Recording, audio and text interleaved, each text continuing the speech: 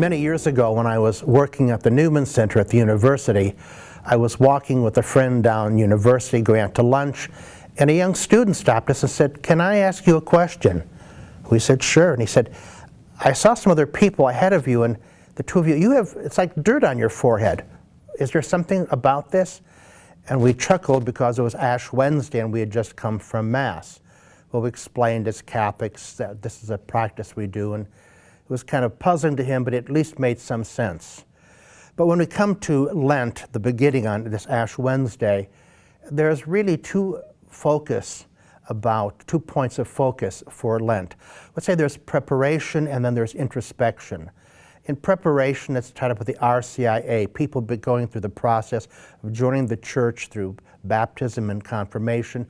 And for them, oftentimes it's been a process of many years of reflecting, prayer, experience. And this is the final push, if you would, that Lent before they enter the church formally. For the rest of us, kind of cradle Catholics, it's a matter of introspection.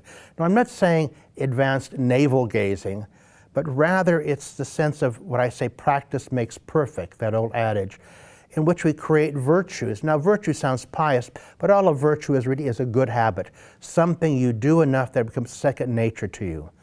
Sometimes in the past, we had various practices. People would try to lose 10 or 15 pounds from their Christmas. It was kind of like a Catholic fat farm approach. Others would quit smoking. For 40 days was living hell with them. And then they had their first smoke on Easter evening, and they were back to their being lovable self. But this year of mercy, we also have that message that Jesus offers us in the Gospel of Matthew, which we've heard before, but it's so perennial and so appropriate. He talks about traditional practices of almsgiving, fasting, and prayer. They're all tried and true, and all the great religions, Judaism, Islam, and Christianity, have used this for centuries. They're not sexy, they're not glorious, but they're ones that really have a profound effect on us and on others. Giving alms, giving money, but it's more than just money. It's that or other resources. It's food, or it's clothing. It's taking from what we have and sharing that with others.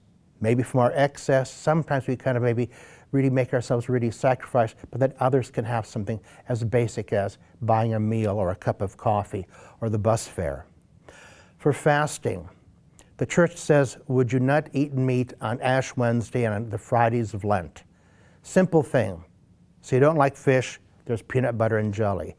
But two things. First of all, it makes us aware of how our eating habits. In our own society where we obsess about fatness and physique and cholesterol, it's a chance to say, maybe we need to change some of our habits, but also to sensitize us in a world where so many are hungry, and even in our own country where we talk about being fat, how many Americans still have what they call food insecurity. They go to bed hungry because they don't have enough food. And make us aware of what can we do? How can we deal with this? How can we make it a part of our own Lent? And then prayer. People always tell me at confession time during Lent, I want to pray more. And so they say, well, I'll pray an hour a day. And after 3 or 4 days, they realize that's a lot of time to fill up, and it falls by the wayside. Say it's a time to stop wishing, but to start doing something in a very practical way. And I tell people, start small, 5, 10, 15 minutes, once or twice a day. Choose a time, go with that, stick with that. Practice makes perfect. And do something that kind of helps you. Maybe read a page of Scripture, a chapter from the Gospels. Take some time just to pray in your own words, thanking God for the blessings you receive, the good things that happen to you, and be very kind to say, for this event, for that thing, for that blessing. Don't just say for blessings in general. Be specific. Be aware of how God has been touching your life. And then pray for those that are really in need, for family or friends, for people that are sick, that are maybe caught up in drugs or other things. Pray for them.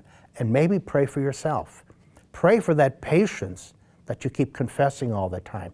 Pray for that sense of being more tolerant. Maybe not gossiping as much. Maybe being a little bit more supportive and understanding. In simple ways, just to begin to change your life. For me, Lent is a time to get back on track. If you would, it's a spiritual house cleaning. In many ways, it seems like what I've recommended are very small things. But it's oftentimes in the small things that we make great changes.